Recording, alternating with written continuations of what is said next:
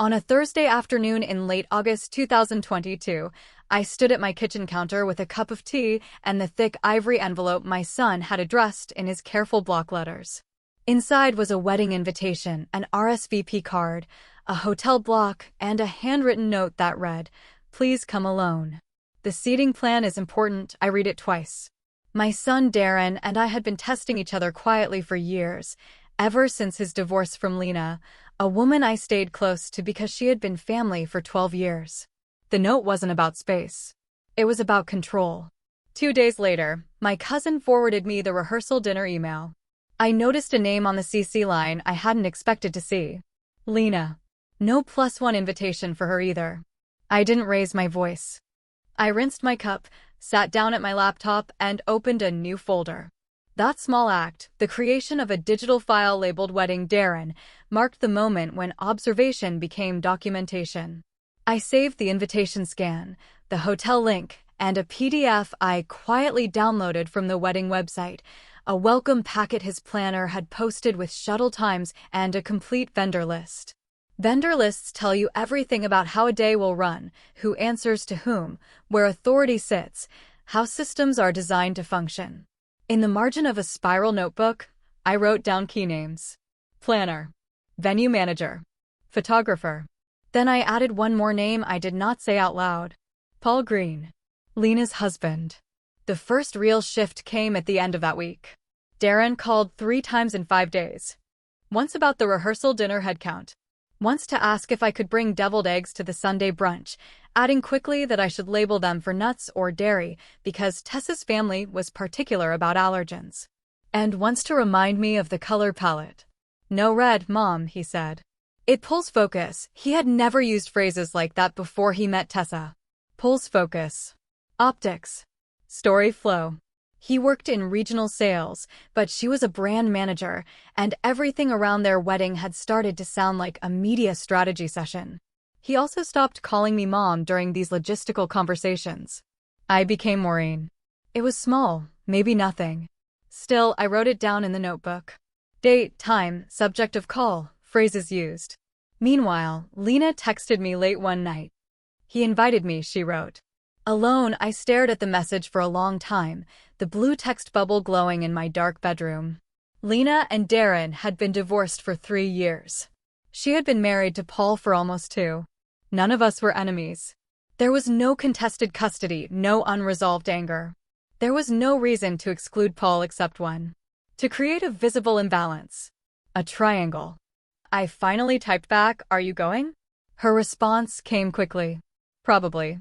He said it would be healing. I asked, "How's Paul?" She wrote, "Kind." He said, "Do what you need." The proof arrived through a mistake. Darren used a shared Google Drive for wedding logistics.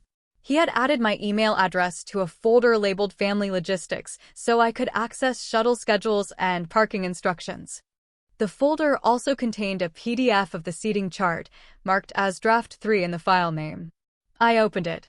At the head table sat Darren, Tessa, her parents, Darren's father, my ex-husband, and one additional seat labeled Special Guest, Lena, no guest. My name appeared 2 tables back, next to Tessa's aunt and a cousin I had met once at a 4th of July barbecue 4 years ago. There was a comment thread visible on the right margin. Darren had written, "This will get Mom's attention. She always loved Lena like a daughter." Underneath, Tessa had replied, "As long as she doesn't bring a date. We want clean lines." I scrolled to the final page of the document. There was a vendor instruction note, a script for the seating escort. Explained to Maureen Wright, the head table is reserved for current spouses and parents of the couple only. I took a screenshot. I printed the entire document.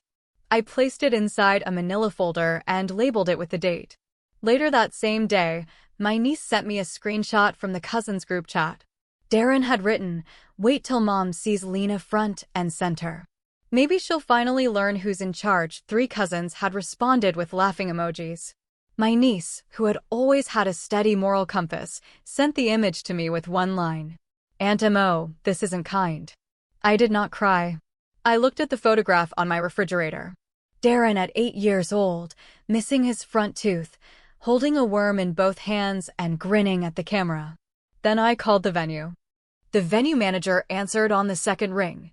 I introduced myself calmly as the mother of the groom and asked a direct question. For a parent's RSVP, may I include a guest's full name for the place card if my invitation allows a +1? She paused, and I heard the sound of a keyboard. Let me check your reservation, she said. A few seconds passed. You do have a +1 listed, Mrs. Wright.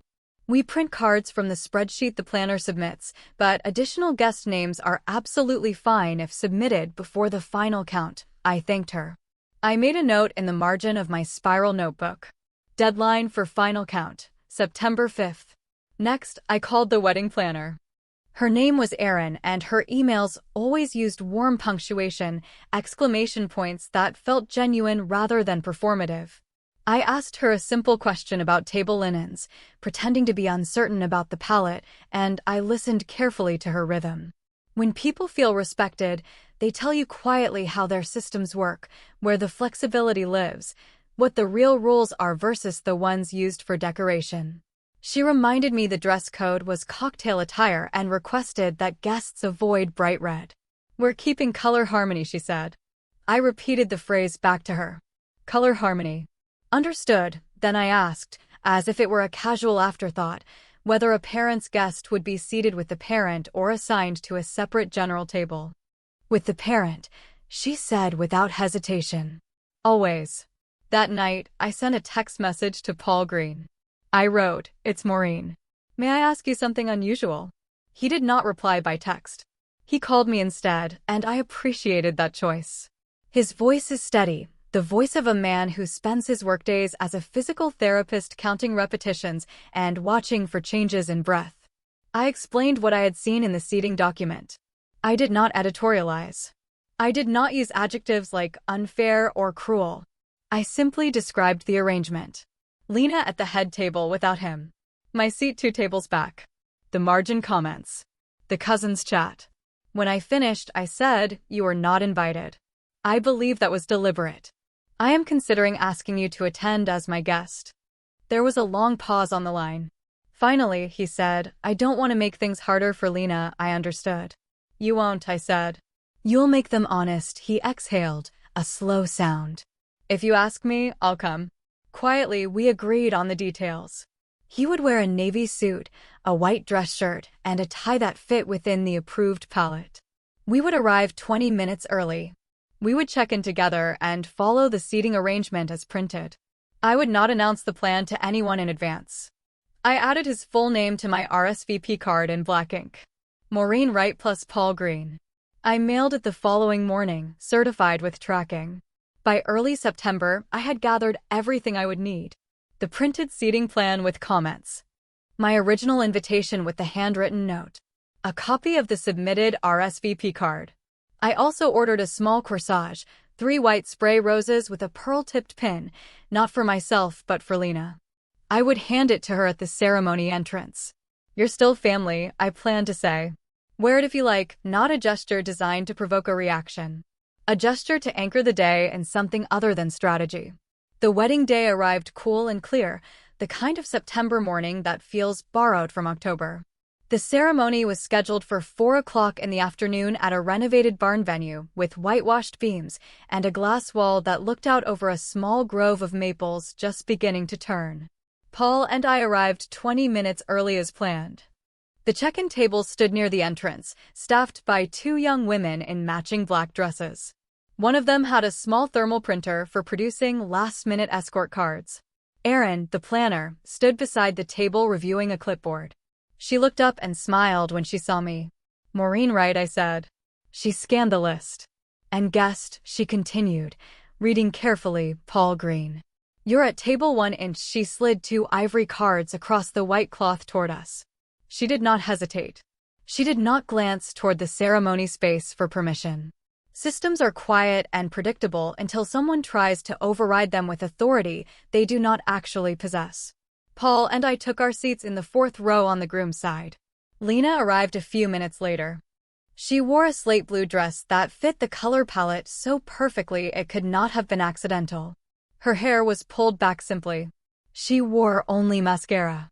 When she walked down the aisle and saw Paul sitting beside me, her eyes widened. She covered her mouth briefly with one hand, then lowered it and steadied herself. She walked over to our row. "You look good," she said to him, her voice soft. "So do you," he replied. She looked at me. Her eyes were bright but not wet. "Thank you," she whispered. I took the small corsage from my purse and pinned it gently to her wrist. She touched it once, nodded, and took her seat 3 rows ahead. The ceremony proceeded without disruption. Darren and Tessa stood beneath an arch wrapped in ivory fabric and eucalyptus branches. The officiant spoke about partnership and trust. Tessa's father cried. Darren's father checked his phone twice. At the end, the couple walked back down the aisle together, and the guests rose and applauded. I clapped quietly, watching my son's face as he passed. He was scanning the crowd, performing happiness, checking to see who was watching. His eyes found me, moved to Paul, then away. The cocktail hour took place on a stone patio behind the barn. Waiters circulated with trays of champagne and small bites on ceramic spoons. Darren appeared near the bar, his face tight. He glanced toward the entrance where the escort card display stood, a large whiteboard with tiny envelopes arranged alphabetically.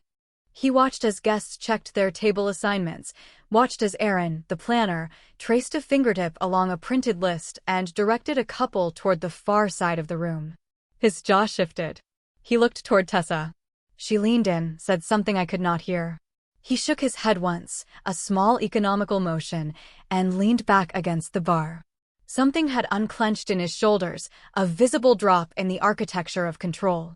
We moved into the reception space. Table 1 sat directly to the left of the head table, close enough to hear speeches clearly, far enough to allow the wedding party a sense of enclosure. Paul's place card sat next to mine. Lena's card sat 2 seats away, next to Darren's father's longtime partner, a woman named Diane who taught high school English and always asked good questions. The draft seating plan had been adjusted, probably by a venue staffer consolidating family groups for practical table logistics. When Tessa saw Paul sitting at table 1, she turned toward Darren. I watched from my seat. She leaned close to his ear. He shook his head once, then leaned back in his chair, his face carefully blank. Here is what revenge looked like. It looked like nothing. Not a raised voice. Not a public confrontation. Not a speech that named grievances or settled scores. It looked like a man sitting beside his wife at a wedding where someone had tried to arrange them as opposing forces. It looked like a mother delivering a toast that lasted 90 seconds, mentioned second chances and the discipline of kindness, and did not reference history or injury. It looked like a photographer capturing a natural moment of Darren standing with his arms around his bride and his mother, while in the soft background of the frame, 2 people who once tried to position at angles to each other now stood side by side, unremarkable, together. During the father-daughter dance, while Tessa and her father moved slowly across the floor to a song about growing up and letting go, Darren walked over to my table. He stood beside my chair and spoke quietly. "You planned this," he said. It was not a question. I used my +1, I replied, my voice even. He stared at the dancers. His hands were in his pockets. "You made me look," he stopped himself. I let the silence hold its shape. Finally, he said, "You should have told me." I kept my tone level and met his eyes. "You should have invited him." He did not answer. He watched Tessa spin beneath her father's raised hand, her dress a small controlled storm of tulle catching the amber uplighting. Consequences, when they arrive honestly, do not all unfold in a single room.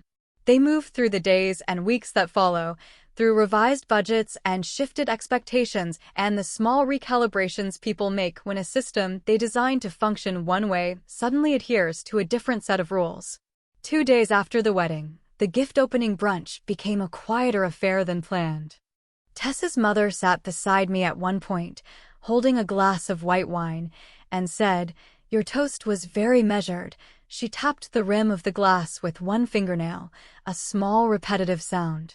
I nodded once. "Thank you," I said. I did not mention the seating plan or the margin comments or the cousins group chat. She would make her own discoveries in time about the man her daughter had chosen to marry. That week, I prepared a document. It listed every financial commitment I had made to Darren and Tessa related to the wedding. a contribution toward the venue deposit made in January, a promise of funds toward their down payment on a home discussed in March.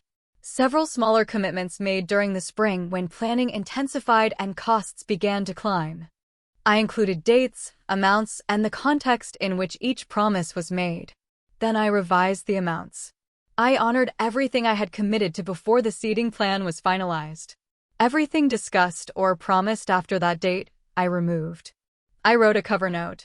I will follow through on what I promised in January. Anything discussed after the seating plan was finalized is no longer current. Please keep your receipts for tax purposes, no accusations. No emotional language. Just dates and numbers. Money is a language many people understand better than apologies. I also removed myself from the family group text message thread, a chain called Right Family Updates that included Darren, Tessa, Darren's father, Diane, and 3 cousins. I wrote one final message. For day-to-day plans, please contact me directly. Then I muted notifications and archived the conversation. I did not block anyone. I simply stepped out of a room where my presence had been treated as decorative rather than essential. Lena and Paul sent a thank you card the following week. It arrived in my mailbox on a Tuesday, a simple cream card with a handwritten note inside. "You made a hard thing simple," they had written. "Let's have coffee soon." We met the following Saturday at a diner near their neighborhood, the kind of place where you bus your own table, and there is always a small milk ring on the laminate counter. Paul wore the same navy suit jacket he had worn to the wedding, no tie this time. We talked about ordinary things. Their dog's recurring ear infection. The new tenants in the duplex property they managed. A documentary they had watched about migratory birds. As we stood to leave, Lena touched my wrist, her fingertips light against my skin, the same gesture she used to make when she was still my daughter-in-law and we would say goodbye after Sunday dinners. "You didn't humiliate anyone," she said quietly. I met her eyes. "That was the point," I said. By mid-October, Darren called. His voice on the phone sounded different, less managed. "We need to reset," he said. I told him I agreed. We met at a park near his apartment, a loop trail around a small lake that took about 30 minutes to walk. We did not sit on a bench. We walked. He talked about budget stress, about vendor overages he had not expected, about the way wedding costs spiral in directions you cannot predict when you are in the middle of planning. I listened. I did not interrupt. At the end of the loop, near the parking lot, he stopped walking and turned toward me. "I don't want to fight," he said. I looked at him. "Neither do I said. "I do want respect. Next time, if you are going to use someone to say something to me, say it to me directly instead." He looked away, toward the lake, the surface flat and gray under the October sky. He nodded once. For him, that small motion was an admission. By November, the maples had lost their leaves, and the barn venue was advertising holiday parties on their website. I took the manila folder, the one that held the printed seating plan and the screenshots and the RSVP card, and I placed it in a drawer with other completed things.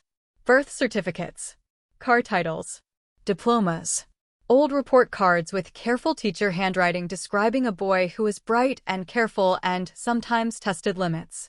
I kept one photograph on the refrigerator door, held in place with a magnet shaped like a pineapple. The photo showed me standing between Darren and Tessa, the 3 of us smiling in front of the barn's glass wall. We looked like a family that had learned something that day about edges and limits, about what happens when someone mistakes silence for compliance. I see Darren and Tessa once a week now for dinner. We sat at the same round kitchen table I bought when Darren was 10 years old, and I wanted to remove sharp corners from our small apartment. Sometimes Lena and Paul join us when schedules overlap, the way neighbors do, the way people who share history but no longer share tension can occupy the same space without performance.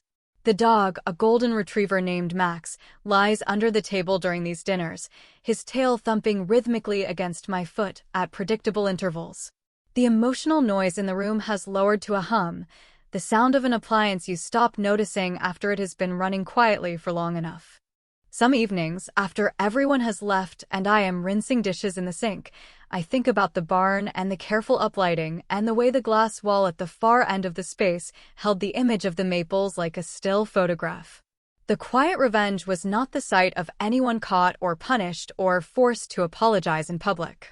It was the moment when a system designed to provoke me simply failed to work. I picture the escort cards arranged in their neat alphabetical grid, and the two names printed side by side that made the rest of the evening unremarkable. Maureen Wright. Paul Green. Table 1. I rinse my cup under warm water and set it on a cotton towel to dry. Outside the kitchen window, the first frost of the season has begun to silver the lawn. The porch light casts a small circle of yellow onto the grass. In the refrigerator photo, 3 people stand together, learning, finally, where respect begins. It begins with the refusal to be arranged. It begins when you stop waiting for someone to grant you the dignity you already own. It begins when you use the tools a system provides and allow the outcome to speak in a voice quieter than anger and more durable than pride. The cup will be dry by morning. The frost will melt by noon. And the folder in the drawer will stay closed, a record kept not for vindication but for clarity, a reminder that proof matters, that names written in the right column at the right time can restore a balance someone else tried to tip. I turn off the kitchen light. The house is quiet. The day, like all difficult days that end with your hands clean and your choices clear, is over. Tomorrow, I will call my son. We will talk about nothing important. And that, after everything, will be enough. Every story here will stir your soul. Welcome to Spice and Sugar, your daily escape into real emotions, bold lives, and unforgettable lessons. Here, it's all about love, loss, laughter, and the quiet strength that carries us through. I share stories that make you feel, that remind you you're not alone, that every bitter moment can lead to something sweet. If you want to laugh, cry, and see life through stories that heal and inspire, subscribe and stay a while.